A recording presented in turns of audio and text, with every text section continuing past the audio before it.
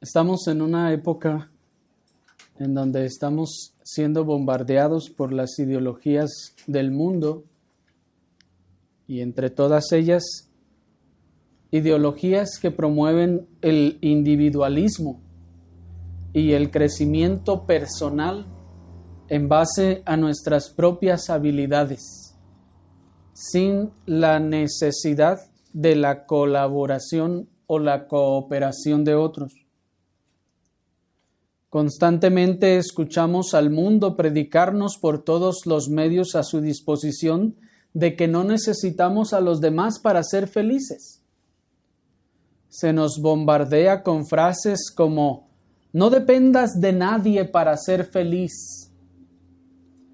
No necesitas a nadie para salir adelante. La fuerza está en ti. Tú solo puedes. Lo único que necesitas para salir adelante, dicen, está en ti mismo o está dentro de ti. Pero, ¿será en realidad todo esto así? Y más que eso, ¿será la vida cristiana así? Acompáñenme a ver lo que la Escritura nos enseña respecto a este individualismo que el mundo enseña en 1 Corintios capítulo 12, versículo 25 al 27.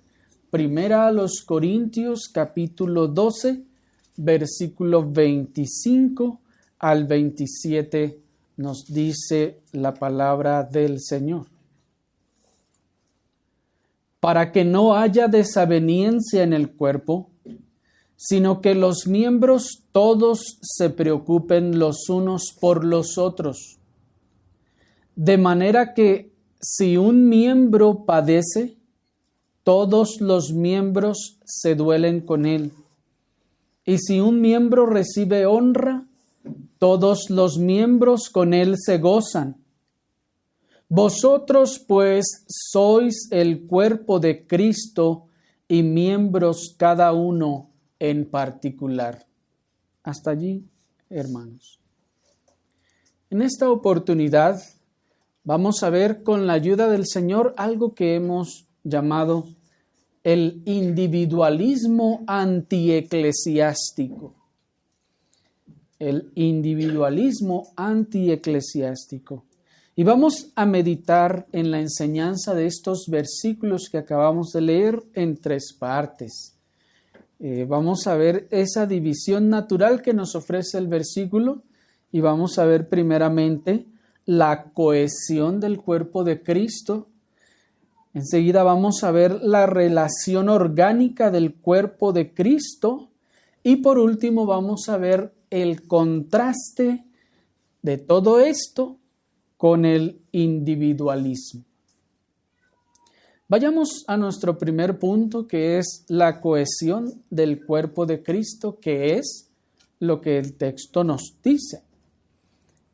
Para que no haya desaveniencia en el cuerpo, sino que los miembros todos se preocupen los unos por los otros. De manera que si un miembro padece, todos los miembros se duelen con él, y si un miembro recibe honra, todos los miembros con él se gozan. Miren el versículo 27. Vosotros, pues, sois el cuerpo de Cristo y miembros cada uno en particular. Cuando nosotros hablamos de cohesión, hermanos, utilizamos este término como lo define la Real Academia Española, como una unión o una relación estrecha entre las personas o las cosas. Y hemos usado este término cohesión para describir lo que el texto nos dice en un lenguaje tal vez un poco más actual, para describir también lo que es la unión orgánica del cuerpo de Cristo. Hay una cohesión, hay una integración orgánica en el cuerpo de Cristo. Cuando decimos orgánica, no lo que estamos diciendo es que no es como un rompecabezas. Cuando ustedes unen un rompecabezas, el rompecabezas se une si lo arman correctamente. En todas sus partes puede formar un todo. Sin embargo, no está unido de manera orgánica. Es decir, no se transmiten una pieza a otra ninguna facultad. ¿Me explico? Simplemente están juntas unas con otras y todos juntos forman un todo. Pero la unión del cuerpo de Cristo no es así. No es como poner un rompecabezas, una pieza una con otra. Y nada más por el estar juntos ya se forma el cuerpo. No, la unión del cuerpo de Cristo es una unión orgánica. Es decir, que los miembros no están juntos solo, sino que están conectados unos a otros, de manera que hay una interdependencia, es decir, que se transfieren unos a otros algo. Nuestros dedos, por ejemplo, están unidos orgánicamente a nuestro cuerpo. Nuestros dedos no son como un rompecabezas, no son como las figuras de los juguetes hoy en día, que se le puede quitar un brazo y luego se lo vuelve a poner. Ese brazo estará unido, pero no orgánicamente. Orgánicamente implica que nuestro dedo está unido inseparablemente y que el cuerpo le transfiere a nuestro dedo muchas cosas, no solo sangre, le transfiere vida, movimiento y muchas cosas más. Y el dedo le transfiere al resto del cuerpo sensaciones y muchas otras cosas. Esto es a lo que nos referimos con orgánico, que se comunica entre ellos. No solo está junto, está unido y se comunica entre ellos. Bien, teniendo claro esto, entonces hemos de decir que desde el principio la iglesia siempre estuvo pensada para ser una reunión de creyentes viviendo en comunidad y en armonía y en unión los unos con los otros. Desde sus comienzos en Jerusalén se manifestó el tipo de integración que estaba supuesta a mostrar la iglesia ante el mundo mismo. Y leíamos esta mañana en Hechos 2:46 que dice, y perseverando unánimes cada día en el templo, noten, unánimes en esa unidad, partiendo el pan en las casas, comían juntos, noten esa expresión juntos, que expresa la unidad con alegría y sencillez de corazón. De hecho, en la antigua economía, no era muy diferente el tipo de integración comunitaria entre los creyentes verdaderos de lo que se espera de ellos en la era neotestamentaria. Es decir, en el Antiguo Testamento, la iglesia del Antiguo Testamento expresaba y manifestaba también un tipo de comunión semejante a lo que se espera de la iglesia en el Nuevo Testamento. Levítico 9:18, por ejemplo, nos dice, no te vengarás ni guardarás rencor a los hijos de tu pueblo, sino amarás a tu prójimo como a ti mismo. ¿Qué está enseñando aquí el Señor? El Señor está aquí mandando que haya una integración de los unos para con los otros en amor, tratando al prójimo como si fuera yo mismo. Como sabemos, el Señor siempre ha tenido un pueblo. Y cuando la Escritura dice que hay un pueblo, que el Señor tiene un pueblo, esta expresión es importante. No es solo para decir un pueblo y ya, sino que con la expresión un pueblo se está diciendo mucho. Es decir, No es que el Señor siempre ha tenido sus partidarios. En la Escritura, al pueblo del Señor nunca se le llama los partidarios de Dios o del Señor. Es el pueblo de Dios. Noten ustedes. Tampoco se dice que el Señor tiene sus seguidores.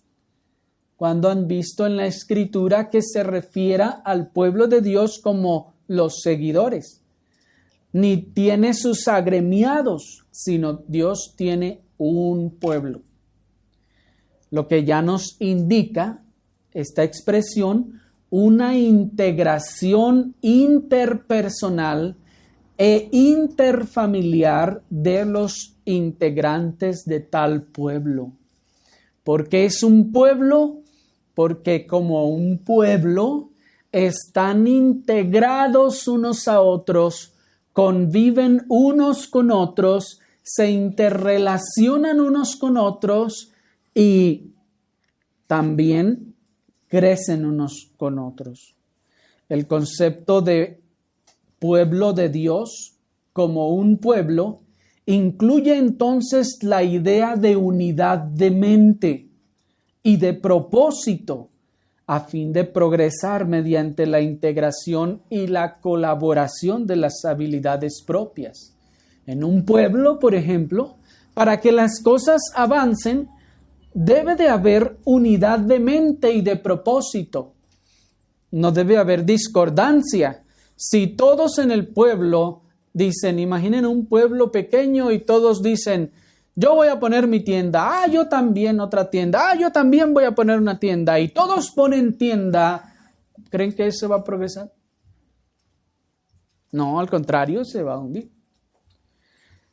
Ese pueblo entonces tiene una unidad de mente y se organiza a fin de progresar mediante la integración y la colaboración de las habilidades de cada uno.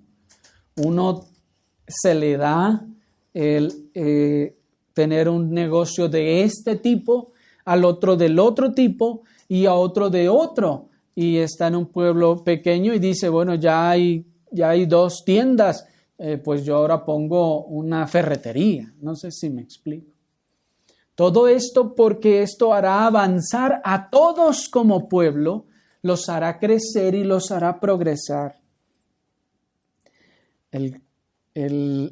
Asimismo, estar integrados al pueblo de Dios implica que estamos vinculados a Él en su suerte y destino. En un pueblo literal, si todos pueden organizarse y trabajar bien, el pueblo puede avanzar, puede progresar. En el pueblo de Dios sucede algo semejante. Es necesario estar integrados porque nuestra suerte y destino está vinculado al de todos los demás. Porque aquí prosperamos todos o nos hundimos todos. Pero la metáfora por excelencia que mejor describe la cohesión del pueblo de Dios es precisamente la que se describe en el versículo 27, que dice, vosotros pues sois el cuerpo de Cristo y miembros cada uno en particular. Así que, ¿qué describe mejor al pueblo de Dios? La metáfora de un cuerpo. ¿Qué describe mejor la unión del cuerpo del pueblo de Dios? La metáfora de un cuerpo. No necesitamos más que detenernos a considerar nuestro propio cuerpo para entonces comenzar a identificar las características del vínculo que une al cuerpo de Cristo. Si observamos en nuestro propio cuerpo, nos damos cuenta de que la unión, lo que une los miembros de nuestro cuerpo, noten ustedes que es indivisible, por ejemplo. ¿Es nuestro cuerpo divisible? No, nuestro cuerpo no se puede dividir. Traten de dividirlo y ¿qué pasa? Se muere. el miembro se muere. De manera que el cuerpo de Cristo, entonces, noten que si el Señor nos dice que el cuerpo de Cristo es como un cuerpo, entonces el cuerpo de Cristo es indivisible.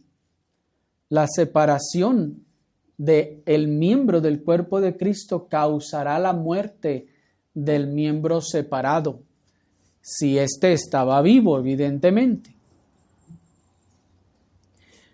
Lo segundo que vemos en nuestro cuerpo es que la unión que tienen nuestros miembros en nuestro cuerpo es una unión de por vida. ¿Se dan cuenta? ¿O es acaso temporal? Cuando llegamos a cierta edad, nuestros miembros se separan. No, los miembros continúan unidos en nuestro cuerpo. Nacemos en el cuerpo y mueren nuestros miembros en el cuerpo. Asimismo también el cuerpo de Cristo. Los miembros del cuerpo de Cristo nacen en el cuerpo de Cristo y han de morir unidos a ese cuerpo. Otra característica de la metáfora de mirar los miembros de nuestro cuerpo es que nuestro cuerpo es interdependiente. Cada miembro depende del cuidado que le dan los demás miembros. Y asimismo, en el cuerpo de Cristo ningún miembro es independiente, sino que depende del cuidado que recibe también de los demás miembros. La unión de los miembros del cuerpo es también una unión activa. Es decir, no hay miembros en nuestro cuerpo que no estén colaborando con la salud y el crecimiento del cuerpo. Piensen ustedes en su propio cuerpo. ¿Cuál de los miembros de su cuerpo está ahí sin hacer nada, sin cooperar para que el cuerpo tenga salud, bienestar y crecimiento? ¿Cuál de nuestros miembros no colabora? No, sino que todos colaboran en eso, unos en una manera y otros en otra manera, de manera que en el cuerpo de Cristo debe ser igual. Todos los miembros del cuerpo de Cristo están unidos en esa unión activa donde todos están haciendo algo por el bien del cuerpo y por el crecimiento del cuerpo. Si usted es miembro de ese cuerpo y no está haciendo nada, entonces usted no está no está cumpliendo esta metáfora. Cuando miramos en nuestro cuerpo, vemos que la unión de nuestros miembros es una unión afectiva. Esto es que ningún miembro presta su servicio con recelo o con rencor. Incluso aunque se encuentre cansado o dolido, cada uno de los miembros de nuestro cuerpo presta su servicio de manera alegre, dispuesta y pronta. ¿Cuántas veces sucede que ustedes, no sé, la cara, la boca necesita del apoyo de la mano o del resto del cuerpo? ¿Y qué hace la mano? Va a la mano y dice, no, yo no le voy a ayudar. Que se ayude solo. ¿Dice así la mano? ¿O acaso la mano, el cerebro, la mente le dice a la mano, ve y sóbale? Y la mano dice, no, que se sobe solo y usted quiere mandarle y la mano no quiere ir para allá. ¿Le pasa eso en su cuerpo? Puede sonar, hermanos, tal vez incluso estos ejemplos muy básicos, pero ahora traslademos esta idea a los miembros del cuerpo de Cristo. Entonces, ¿por qué el miembro del cuerpo de Cristo podría ser capaz de pretender dar un servicio a los demás con recelo, con rencor? Muchas veces se limita ese servicio diciendo que estamos cansados o que estamos dolidos. Pero pregunta, cuando sus pies están cansados y está usted fuera de casa, a partir de entonces ya los pies terminan su función y ya no hacen nada porque están cansados. No, a pesar de su cansancio, esos miembros del cuerpo siguen trabajando para llevar al cuerpo a un lugar donde pueda completamente descansar. ¿No es así? Noten entonces que ese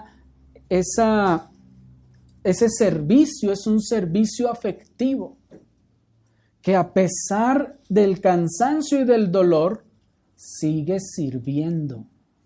Impresionante, hermanos, ¿no les parece? Sigue sirviendo a ese cuerpo. ¿Y cómo es que sirve o cómo es que interactúa los miembros en el cuerpo? Vayamos a nuestro segundo punto, que es la relación orgánica del cuerpo de Cristo. Dice nuestro texto en el versículo 25, ¿están allí? Para que no haya desaveniencia en el cuerpo, sino que los miembros todos se preocupen los unos por los otros. De manera que si un miembro padece, todos los miembros se duelen con él, y si un miembro recibe honra, todos los miembros con él se gozan. Aquí en estas palabras, hermanos, encontramos dos formas en las que el cuerpo se relaciona entre sí orgánicamente. Una es que manifiesta un interés mutuo y segundo, que hay una participación mutua. Veamos a qué nos referimos con esto del interés mutuo. El texto nos habla de una participación mutua de los que manifiestan ser creyentes. Y este interés mutuo es por el bienestar de los demás miembros del cuerpo. Y deberíamos entender que esta preocupación no es una preocupación en el sentido de pesadumbre e intranquilidad, sino de interés. Pues dice el texto, sino que los miembros se preocupan, ¿se fijan? Los miembros se preocupan los unos por los otros. Esto entonces nos habla de un interés genuino de los creyentes en el bienestar del resto de los creyentes. Esta palabra que a nosotros se nos tradujo como preocupación o que se preocupan, en el original es la palabra interés, como si el texto nos dijera, sino que los miembros se interesan los unos por los otros. ¿A qué llamarían ustedes interés por otra persona? ¿A alguien que ni se entera de si está enfermo o no? ¿A eso llamarían ustedes interés? ¿Interesarse los unos por los otros? ¿Llamarían ustedes interés a algo o alguien que ni sabe si el otro miembro del cuerpo tiene trabajo o no tiene trabajo? Es interés no saber ni tener idea de si el otro miembro pasa necesidad o no. Se está manifestando interés cuando ni se entera de qué clase de dificultades tiene con su familia y su familia incrédula. ¿Piensan ustedes que ahí se está manifestando interés los unos por los otros? ¿Será interés cuando ni siquiera se entera de qué clase de dificultades tiene en su trabajo? ¿Habrá interés cuando no se entera siquiera de qué clase de dificultades tiene en su vida espiritual personal? ¿Saben ustedes qué dificultades tienen los hermanos de la iglesia local en su vida espiritual personal?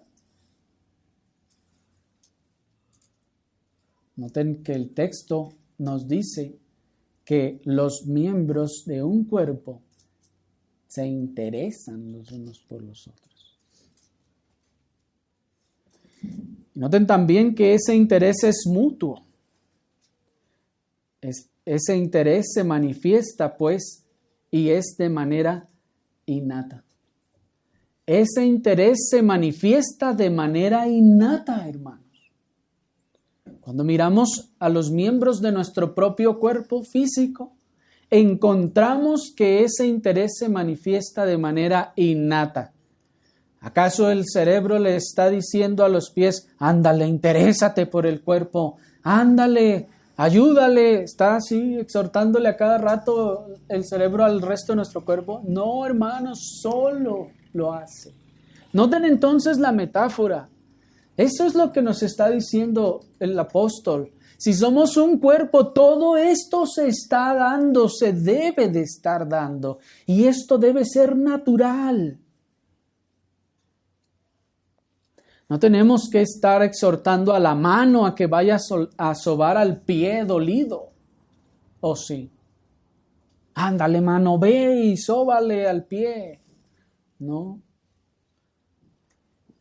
Asimismo, las coyunturas y ligamentos espirituales que los creyentes comparten producen en ellos un interés natural y genuino por el bienestar de sus hermanos en la fe.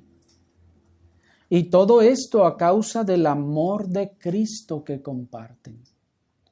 Hay un interés natural, dice Colosenses 2:19, y no haciéndose de la cabeza, en virtud de quien todo el cuerpo, nutriéndose y uniéndose por las coyunturas y ligamentos, crece con el crecimiento que da Dios. Mírenlo así. Esto es tan natural como el interés que ustedes suelen mostrar por las personas que realmente les importan.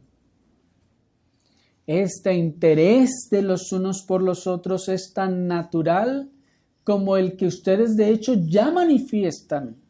Ustedes no son personas desinteresadas, de hecho se interesan. Lo que pasa es que por lo general se interesan, mas no por los que debieran interesarse. Es decir, pues hay personas por las que ustedes de verdad se interesan. Nadie los obliga a buscarlos.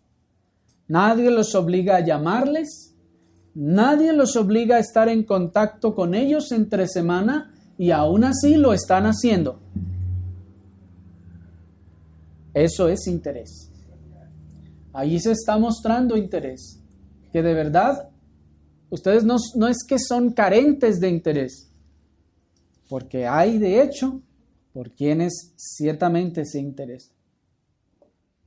Pero ¿con quiénes es con quien se comunican ustedes más entre semana? ¿A quién le están demostrando o mostrando más bien ese interés ustedes entre semana? ¿A sus amigos del mundo? ¿A quién es a quien ustedes le llaman más en la semana? ¿A las personas del mundo? ¿O a quién le llaman más en general? Si toman ustedes su recibo telefónico, bueno, hoy en día ya, como ya son llamadas ilimitadas, ya no viene, ¿verdad? Pero antes, cuando cobraban las llamadas, ¿se acuerdan? Venía todo el listado. Y allí se daba cuenta, 200 llamadas a mi mamá, 300 llamadas al novio, cuánta cosa, ¿verdad? Pero ahí uno se daba cuenta a quién es a quien más le llama. De hecho, allí se muestra por quién se interesa más usted.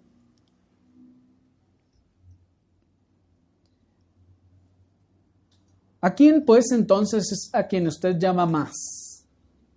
¿A los incrédulos o a los hermanos de la iglesia local? Haga un sincero análisis y se va a dar cuenta en dónde está su interés. Que sí tiene interés, sí se interesa por otros, pero se va a dar cuenta por quiénes son.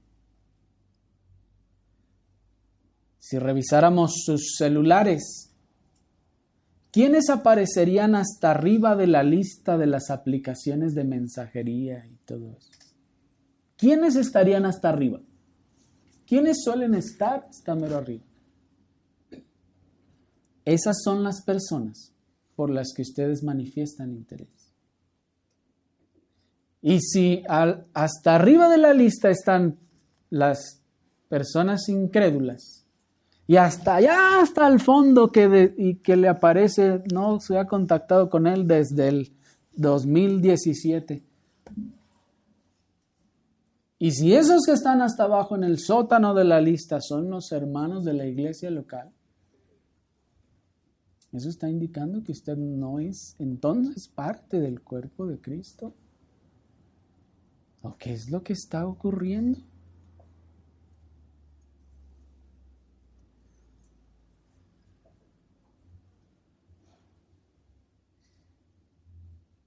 Nos hace falta, hermanos, mostrar mucho más interés por los miembros de nuestro cuerpo local de Cristo. Nos hace falta interesarnos más los unos por los otros.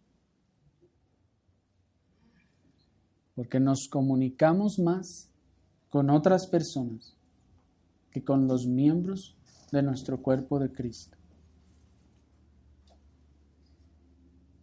¿O por qué será que no nos nace hacerlo?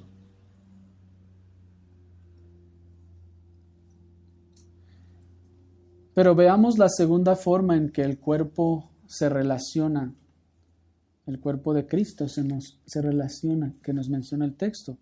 Y decíamos, verso 26, miren, de manera que si un miembro padece, todos los miembros se duelen con él.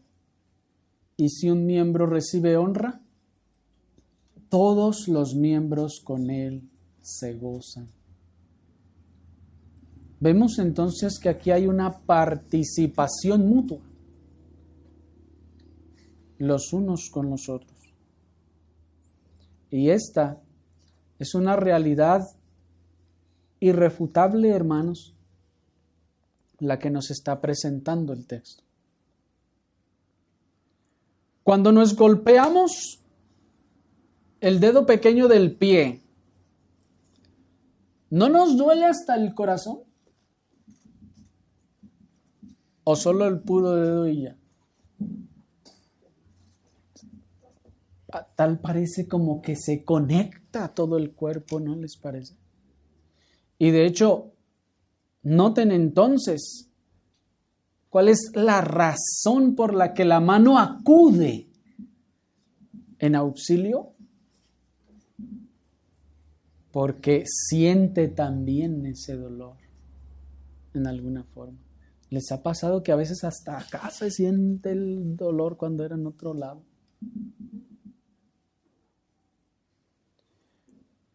Pues nuestro texto nos informa que tan real como sucede en nuestro cuerpo, así de real es como sucede en los creyentes de un cuerpo local de Cristo. Miren esto. No es de, hagan de cuenta que hay más o menos así. No, hermanos. La metáfora es, así está el cuerpo, así es.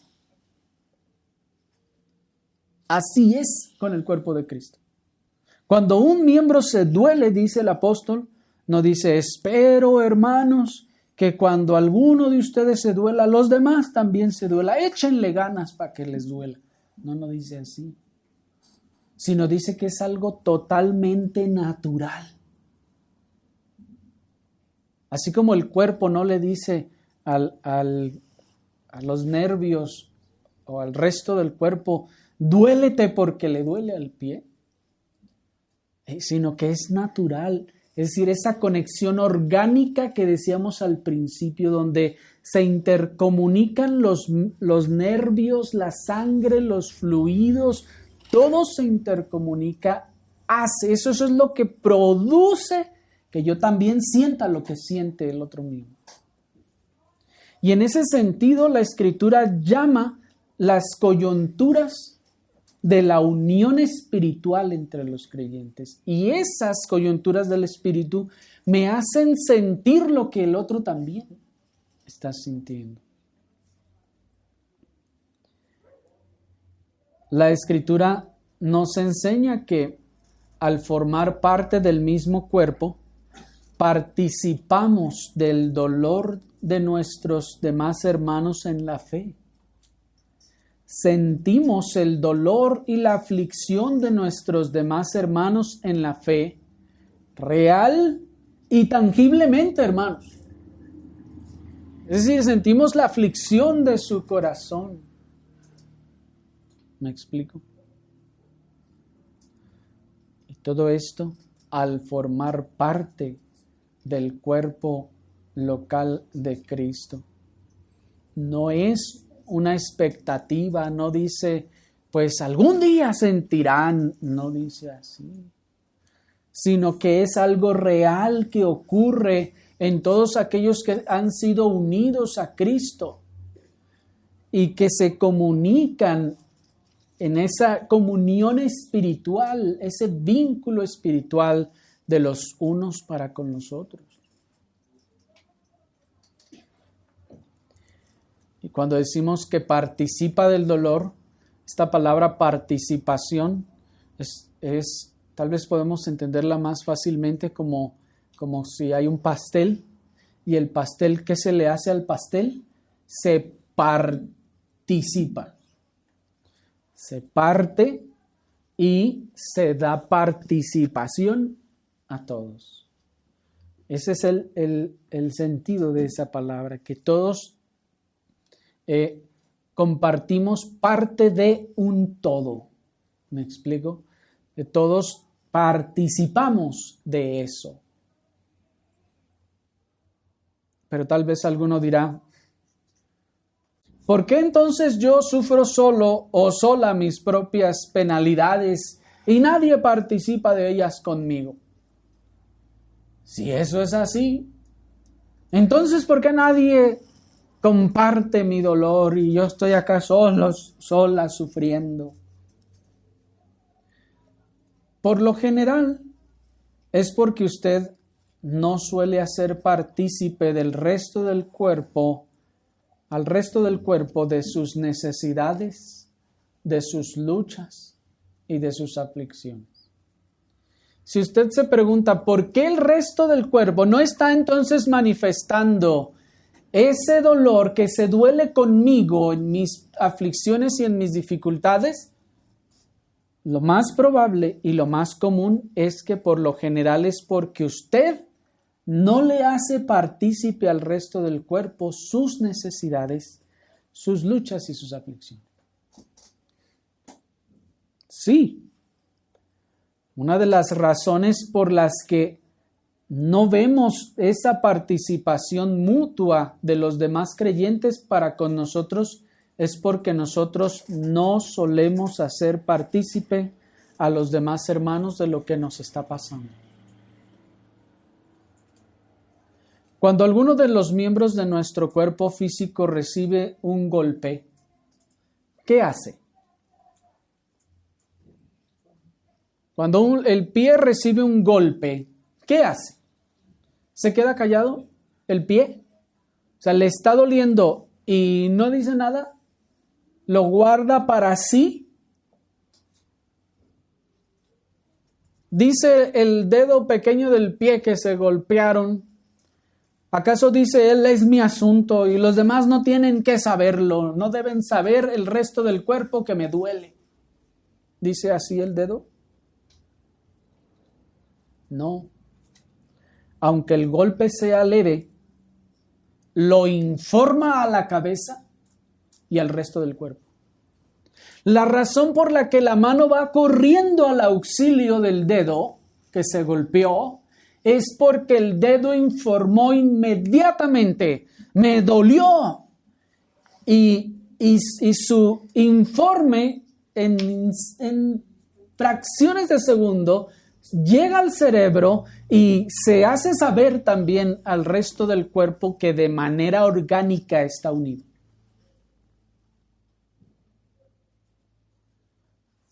Se machuca un dedo y le duele hasta acá, hasta la palma de la mano, ¿no es así?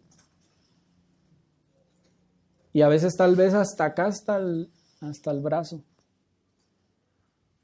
¿Por qué? Porque les decía, no somos un rompecabezas. La unión del cuerpo de Cristo no es un rompecabezas que solo está junto y ya. No, está orgánicamente integrado. Comparte coyunturas, nervios, tendones, sangre, músculos. Y cuando uno se duele, rápidamente comunica a la cabeza y al resto del cuerpo lo que le está pasando. Y esa es la razón por la que la mano acude inmediatamente en auxilio. ¿Por qué? Porque lo hizo saber. Y aunque el golpe sea leve, noten ustedes, ¿no les ha pasado? Aunque el golpe sea leve y no necesite que la mano le sobe, de todos modos informa. ¿Se han fijado? Están ustedes haciendo algo y se golpean la mano, el pie, lo que sea, y si es leve, ¿qué hace el cuerpo? No informa porque es leve. No informa.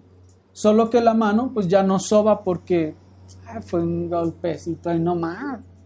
¿Sí me explico? Noten entonces, por eso veíamos al principio, era importante ver esa cohesión del cuerpo. Noten entonces que en esa cohesión se comunican las cosas, se comunica información unos a otros.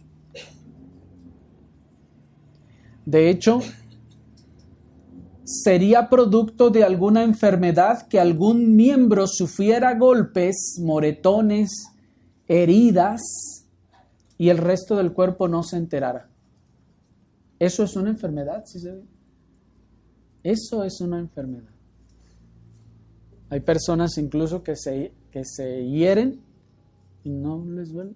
No, el miembro no informa al cerebro. Y hay personas que se pueden hasta desangrar y no saber lo que se cortaron o hasta que ven el montón de sangre. ¿Me explico? Sería producto de alguna enfermedad que el miembro no comunique a la cabeza y al resto del cuerpo lo que le pasó. Como parte del cuerpo, informa lo que le está pasando, pide ayuda, sabe que no está solo, sino que es parte de un cuerpo. Y nosotros, de uno espiritual, de un cuerpo espiritual.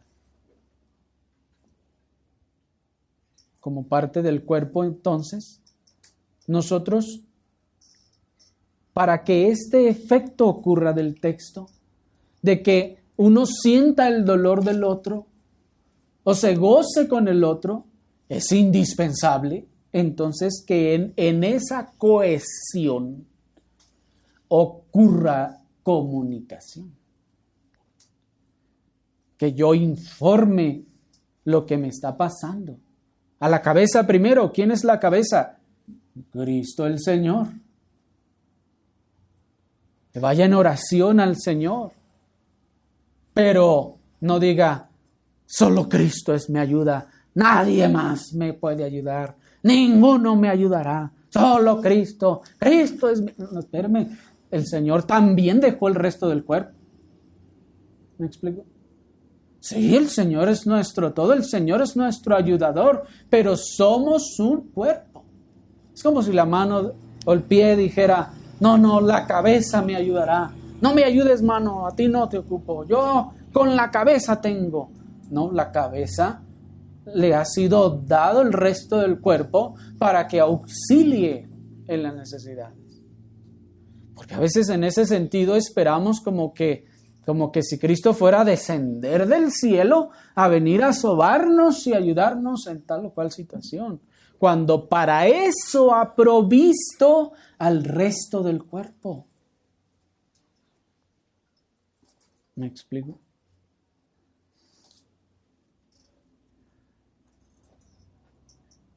¿Cómo se podría doler el resto del cuerpo con nosotros si nosotros no le hacemos partícipe de nuestras necesidades? ¿Y cómo podría auxiliarnos? ¿Cómo se podría doler el resto del cuerpo si nosotros no le hacemos partícipe de nuestras luchas? ¿Cómo se podría doler el resto de nuestros hermanos si nosotros no les hacemos partícipe, no les hacemos saber de nuestras aflicciones? ¿O cómo esperan que oren por nosotros si nosotros no les hacemos saber lo que nos está pasando? Y nosotros solo digamos, oren por mí, amén. Pues eso es lo que va a hacer allá. Señor, te pido por el hermano Mangano, amén. ¿Sí me explico? Eso y Santa Monita que aquí y que allá es lo mismo. ¿Me explico? Es un rezo nada más. Si voy a orar por alguien, tengo que orar por sus necesidades, por lo que está pasando. Alguna vez llegaremos a orar por Señor, no sé qué le está pasando, pero ayúdale, porque tal vez no sea correcto ni prudente que me lo diga, pero por lo general, para eso está esa unión orgánica, para saber lo que está pasando. ¿Y cómo se podrá gozar el resto del cuerpo con nosotros si nosotros no le hacemos partícipe de nuestros gozos y victorias? Nos va bien y nosotros nos gozamos y disfrutamos solos. ¿No es así?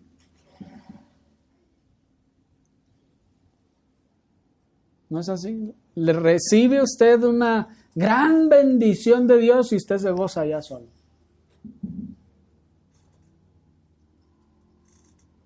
El Señor le bendice o tal vez hasta le prospera y todo, y usted allá solo. Le dan su bonazo de 2 millones de pesos ahí en el trabajo y usted acá solo gozándose. ¿Usted solo? De hecho, ciertamente una forma de que otro también se goce con eso es que le ayudemos. ¿Se dan cuenta? Él también se va a gozar de la bendición que yo recibí. Ahora, no es necesario que le dé, pero cuando hacemos saber, hermanos, a los hermanos la forma en que el Señor nos ha bendecido, de verdad, hermanos, por lo menos el otro hermano descansa. Dice, qué bueno, qué bien que el Señor haya bendecido al hermano o a la hermana. Qué bueno que el Señor lo está ayudando. ¿Sí me explico? En el cuerpo de Cristo no hay envidia en ese sentido. Y aquí es donde pasamos a nuestro siguiente punto y último, el contraste del individualismo. El individualismo nos enseñó a vivir solos, a sufrir solos y a gozar solos. Así nos enseña el mundo y así nos enseña.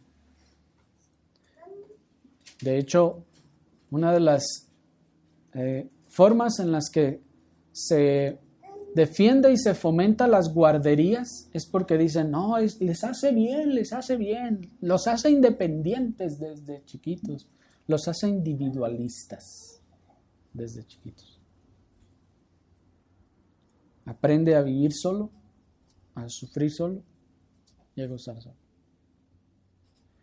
Asimismo aprendimos de nuestras experiencias y del mundo, y el mundo nos enseñó que no deberíamos de confiar en los demás. ¿No es cierto? de nuestras experiencias y sobre todo nuestras experiencias en el mundo. Aprendimos a no confiar en los demás, a ser desconfiados de todo, porque el mundo así, incluso estamos, hermanos, en un nivel de perversión en nuestro país en donde hasta una señora con un bebé se finge, ay, ayúdeme, venga para acá y ayúdeme por favor, va usted, le ayuda y allá lo está esperando el secuestrador y véngase para acá. Hermanos, es terrible el nivel de maldad en la que está nuestra sociedad y nuestro país. Así, hermanos, engaños así que usan hasta los niños. Los enseñan y ve y llórale, dile que venga, que te ayude. Y acá le hacen daño al que quiere ayudar al otro, ¿sí me explico? Hermanos, eso es prácticamente una abominación. Eso es una abominación que será terriblemente castigada y está siendo terriblemente castigada, pues esos mismos que hacen eso se siguen quejando y diciendo, ¿por qué sigue creciendo la delincuencia y el crimen organizado? ¿Por qué? Porque es el azote que Dios está dando a esta nación perversa, hermanos. Pero el mundo nos enseñó, pues, a no confiar en los demás. Pero nuestro texto no solo nos habla de un interés genuino de los unos para con los otros en la iglesia local, sino que también nos enseña que todos los miembros de un cuerpo han de participar los unos con los otros en las aflicciones y en los dolores de los demás. Muchos de los que se quejan de no sentir el amor y el apoyo de los hermanos en la fe suelen ser aquellos que, cuando se les muestra interés por su situación, tienden a quedarse callados y no estar dispuestos a compartir su situación, su pena, por vergüenza, por temor o por orgullo. Piénsenlo. Hay mucha gente que se queja y dice, es que ahí no tienen amor. Es que nadie me ha ayudado. He andado yo solo todo este tiempo. No tengo amigos. Pero por lo general, ese tipo de personas, cuando usted se les acerca y, hermano, ¿cómo está? Bien. ¿Cómo le ha ido? Bien. ¿Qué me platica? Nada. ¿Cómo está la familia? Bien. ¿Cuántos hijos tienen? ¿Los mismos? ¿Sí me explico? No está dispuesto a comunicarse, no está dispuesto a abrirse, no está dispuesto a hacer saber su situación, porque le da pena, porque le da vergüenza, porque le da temor o por orgullo. ¿Sí, hermanos? Y de todos ellos, el más común es el orgullo. Y ojo, y usted no se da cuenta. Hay orgullo y dice, no, es que no es orgullo.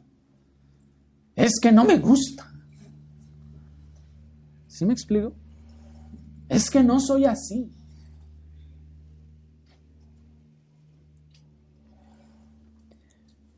Pero si usted ha sido unido orgánicamente al cuerpo, entonces usted tiene esa comunicación. Se ha de comunicar lo que está sintiendo y lo que está pasando. Pero si usted no ha sido orgánicamente unido con el resto del cuerpo y no ha manifestado pues esa comunicación, no se comunica con el resto del cuerpo, entonces tampoco cuenta con la autoridad moral para atreverse a decir que no hay amor en la iglesia. Porque si usted no ha hecho saber su condición y su situación, entonces no puede decir no hay amor en la iglesia.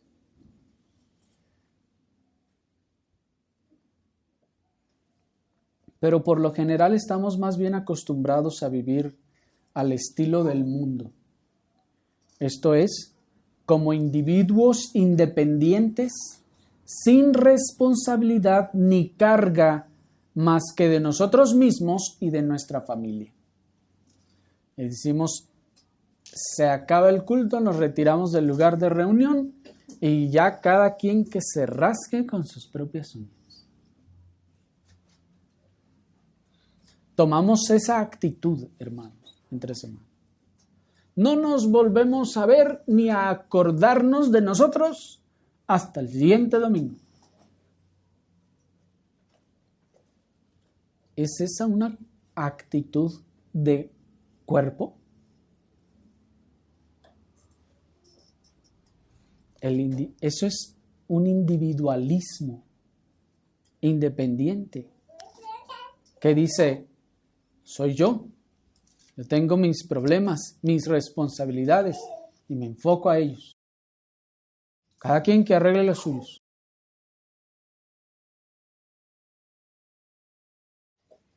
¿Es eso una actitud, una conducta de cuerpo?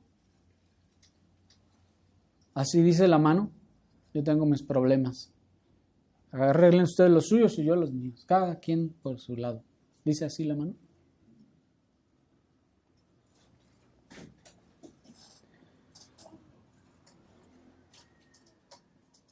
Tendemos a pensar, es mi problema y lo resuelvo yo. Yo veo cómo le hago. Y cuando nos comenzamos a ahogar, los primeros en los que pensamos, es una pena, pero los primeros en los que pensamos son las personas del mundo. Piénsenlo. Estamos teniendo problemas, estamos teniendo dificultades.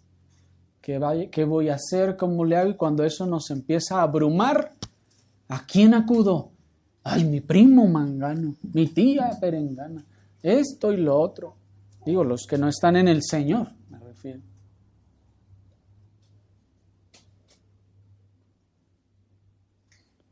Cuando tenemos familia en el Señor, hermanos, ¿no? Qué maravilloso es eso. Los que tienen ese gozo, los que no lo tenemos, pues, hermanos, ¿y en quién piensan ustedes?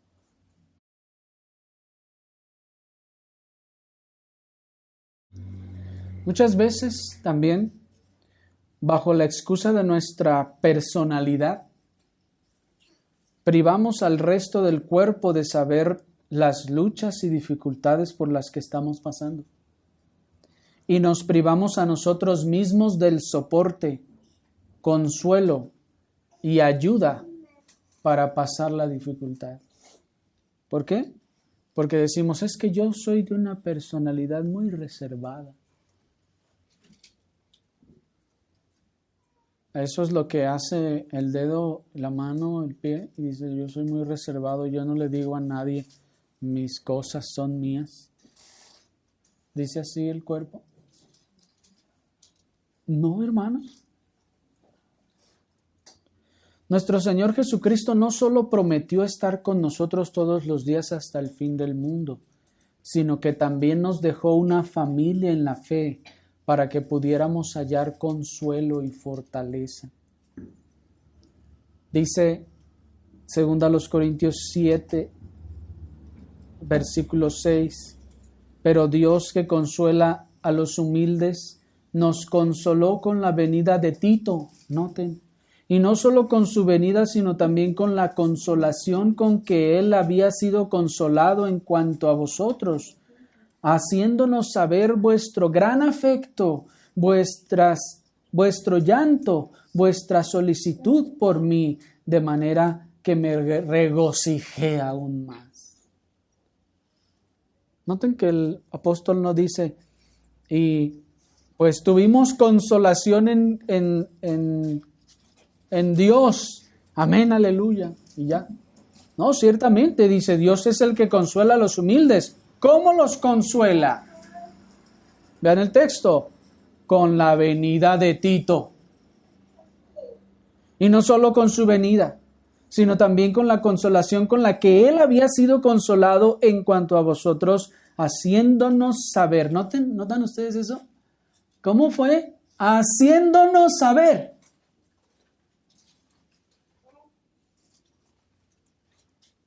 Hermanos, hemos vivido una vida individualista.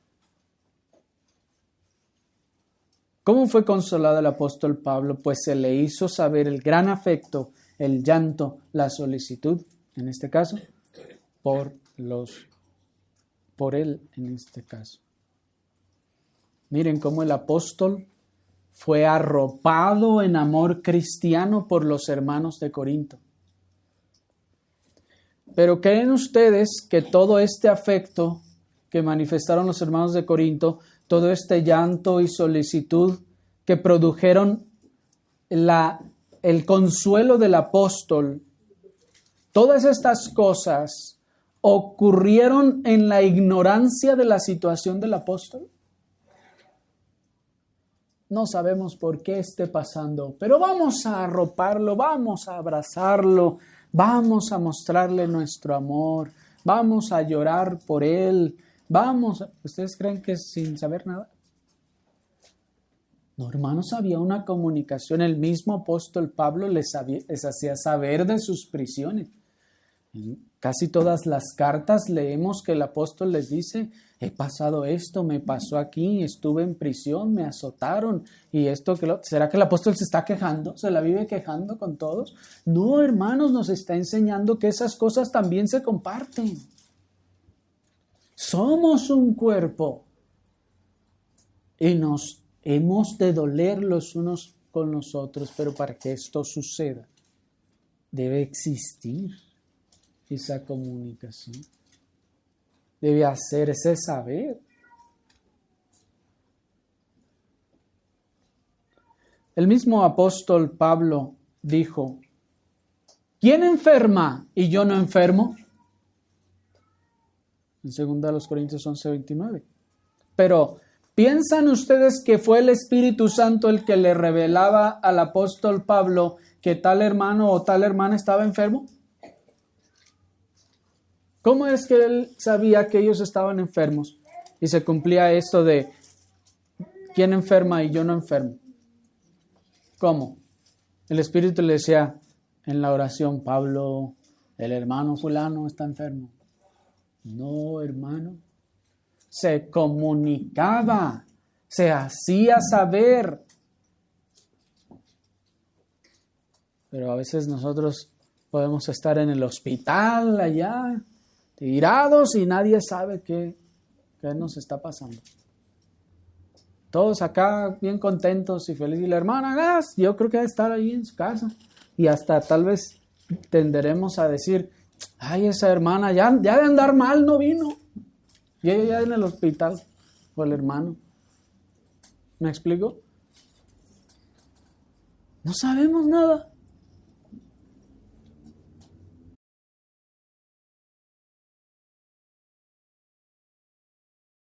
Nuestros vecinos del país del norte suelen decir, no news is good news. Es decir, si no hay noticias, son buenas noticias. Es decir, si no tengo noticias de algo o de alguien, son buenas noticias. Es que todo está bien. Y ese parece ser el principio de vida y de conducta eclesiástica que seguimos nosotros. No tengo noticias del hermano, todo va a estar bien. ¿Sí o no? Ese es el principio que seguimos. Pues no nos determinamos a buscarle, a llamarle, a saber, hermano, ¿está bien? Tan solo preguntarle, ¿está bien? Sí, hermano, estamos bien. ¿Me explico? Ahora, eso no significa que todos los días le va a estar preguntando a todos los hermanos si están bien. No, evidentemente es algo periódico, eventualmente a uno a otro. ¿Me explico? Además, debemos recobrar, hermanos, también el verdadero significado de la pregunta, ¿cómo estás? Porque ya lo tomamos como un simple saludo de cortesía. ¿No es así? En realidad para nosotros ya es un saludo de cortesía. En cierta ocasión me sorprendía de la respuesta de que los españoles suelen dar al saludo, ¿qué tal? Cuando usted a un español le dice, ¿qué tal? Él le empieza a platicar, no, pues bien, pues no, pues una cosa, otra. En cierta ocasión se le pregunta a algún negociante, ¿qué tal? No, pues el día, pues está regular, hay días que se vende bien, mal y así, pero, y le empieza a explicar, porque para él, ¿qué tal es? Platícame qué te está pasando. Lo cual es el significado de ¿cómo estás? Ya nos acostumbramos a decir por compromiso bien. Y a veces, aunque las cosas no anden bien, decimos bien. A veces por orgullo y a veces por vanidad. ¿No es así? Pero al final se convierte en insinceridad.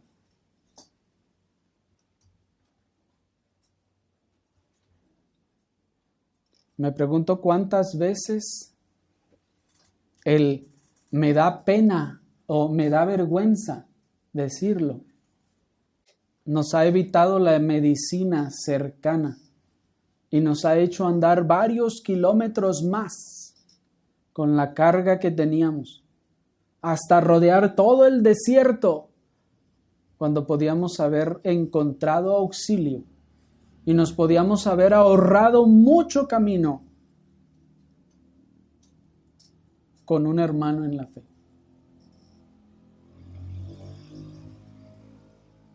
Pero como tenemos esa conducta individualista, es mi asunto, yo lo resuelvo. Hermanos,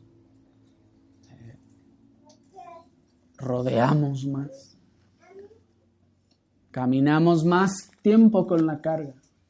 Y no es muchas veces porque el hermano o la hermana nos va a resolver la situación, no. Con que nos ayude a orar. O incluso nos aconseje o nos conduzca con quien nos puede ayudar.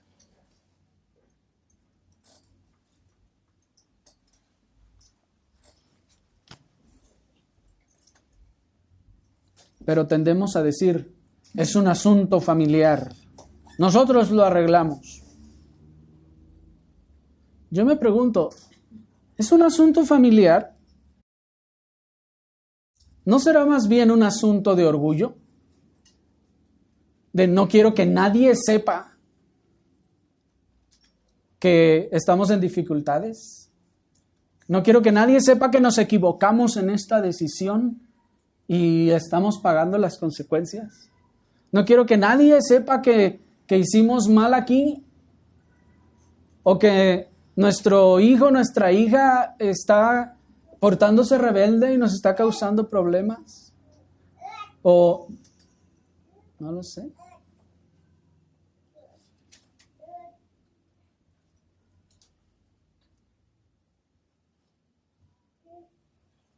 A mí me hace falta una tacita de azúcar y el hermano en la fe de la otra cuadra tiene un ingenio azucarero. Pero no le voy a decir nada porque va a decir que soy un pediche. Así actuamos, ¿no es así?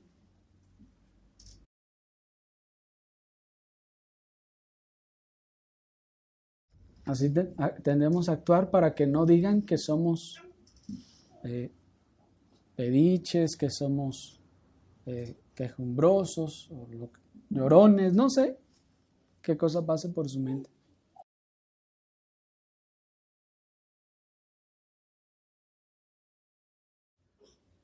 Tal vez usted no tenga la disposición de dar o de darse a sí mismo, y eso le hace pensar que los demás piensan igual que usted. Detengámonos a pensar en eso. ¿No será que como usted no ayudaría, no quiere que lo ayuden?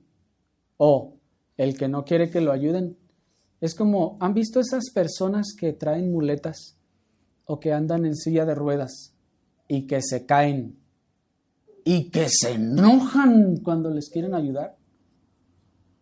¿Han conocido a esa gente? Hay gente así. Dice, no me ayude, yo solo puedo.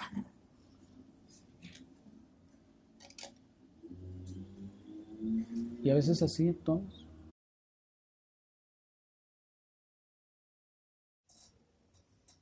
Pero cuán hermoso es encontrar hermanos en la fe que dicen, por favor, déjenme ayudarlos, hermanos.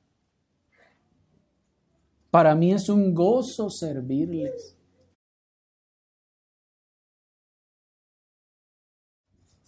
Pero quiero concluir haciendo una nota aclaratoria. Es cierto que la ropa sucia se lava en casa,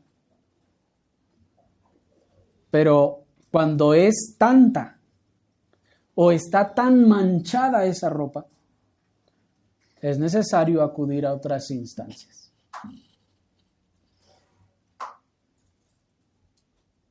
Sí, muchas cosas pueden y hasta deben quedar en el orden de lo familiar. Sin embargo, cuando éstas han crecido, se han diversificado, se han prolongado de una forma inadecuada, es necesario acudir a otras instancias.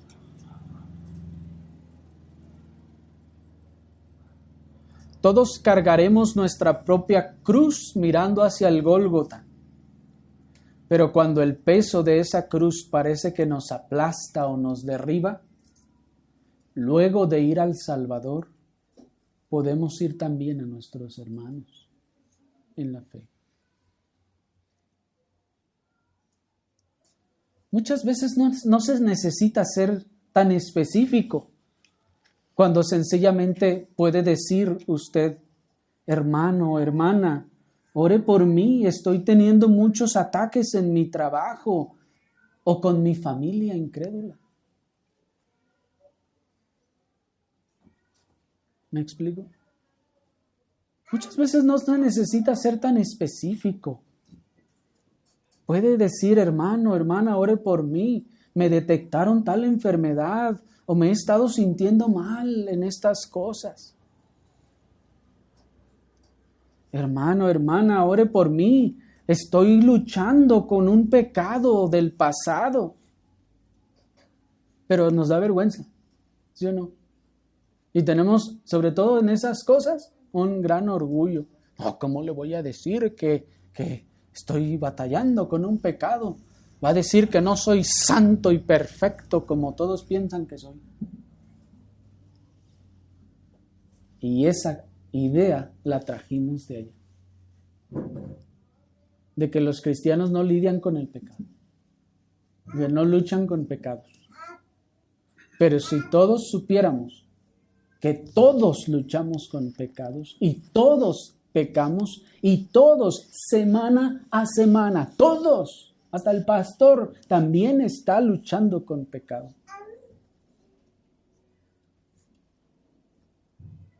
Dejaríamos ese orgullo vano para acercarnos a nuestros hermanos, para recibir ese cálido abrazo, toque del resto del cuerpo para sanar. Muchas veces pues no se necesita ser tan específico, simplemente decir al hermano, hermana, ore por mí, estoy siendo afligido con esta situación, con esta otra. Y ya. Pregunta: ¿quién de ustedes no se conmovería en su corazón al escuchar la petición de auxilio de un amado hermano o hermana en esas circunstancias? Piénsenlo, ¿quién de ustedes no se sentiría conmovido en su corazón y compelido y cargado por orar por ese hermano o esa hermana, de buscar la forma de ayudarle?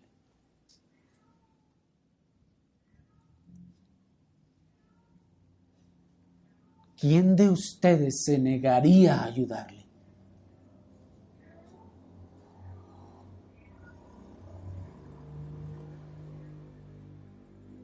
Asimismo, al compartir estas cosas con nuestros hermanos, habremos de hacer uso de la sabiduría y de la prudencia que el Señor nos dio y la gracia y utilidad que les concedió el Señor a ciertos miembros. Es decir, volviendo a la metáfora de nuestro cuerpo físico, el ojo no le pide al pie que lo sobe cuando le duele, ¿o sí? ¿Por qué no? Porque no lo alcanza. A menos que sea contorsionista, ¿verdad? Pero si no, no le alcanza. La rodilla no le pide a la nariz que le auxilie. O la oreja al codo. ¿Por qué? Porque no lo alcanza. Porque ese miembro en particular no está en posibilidad o en capacidad de ayudarle con eso. ¿Me explico? Así nosotros debemos ser prudentes a acudir con los hermanos maduros en la fe, entre los que se espera que se encuentre también el pastor, para que nos ayuden a orar. Si es una persona, un muchachito, una muchachita de 16, 14 años que acaba de empezar a venir a la iglesia y que apenas está oyendo el evangelio, no vamos a ir, hermanos, a platicarle toda nuestra gran situación. ¿Sí me explico? ¿Sí me explico? Vamos a acudir a hermanos maduros en la fe.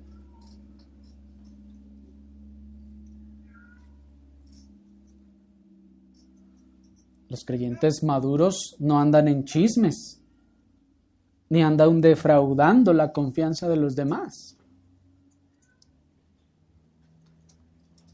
Dije los creyentes maduros. Yo sé que allá donde el Señor le pasaron 1001 cosas.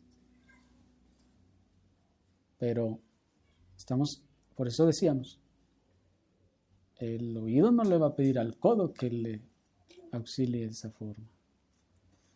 A usar la sabiduría y ver cuál de esos miembros el Señor le ha dado gracia para tratar esas cosas.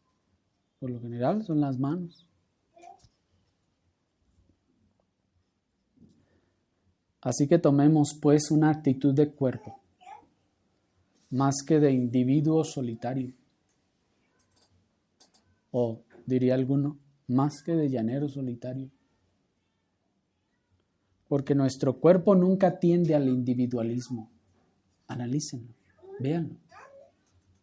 Nuestro cuerpo nunca tiende al individualismo, sino que siempre actúa como un todo.